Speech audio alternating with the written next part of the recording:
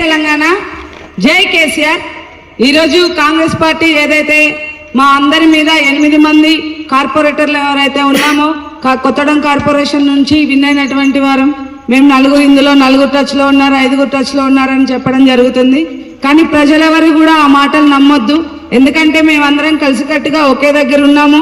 మేము ఎప్పుడు కూడా మా పార్టీ అధిష్టానం ఏది ఆదేశిస్తే దానికి అనుగుణంగా పనిచేస్తాము, అంతేగాని కాంగ్రెస్ వాళ్ళకి అమ్ముడుపోవడం ఇంకెవరికి అమ్ముడుపోవడం మేము చేయం।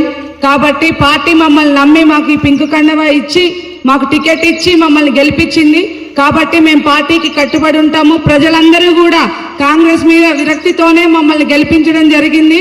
బీఆర్ఎస్ పార్టీ అభ్యర్థుల్ని కారు గుర్తు చూసి కేసీఆర్ సార్ని చూసి మమ్మల్ని గెలిపించడం జరిగింది।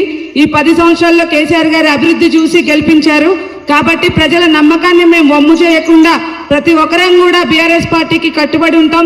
మా పార్టీ అధిష్టానం ఏదైతే ఆదేశిస్తుందో ఆ ఆదేశాన్నే మేము అందరం కూడా పాటిస్తాం, ఎందుకంటే మేమెవరం కూడా కాంగ్రెస్ వారికి టచ్లో లేము, ఎవరికి కూడా ఉండబోము కూడా।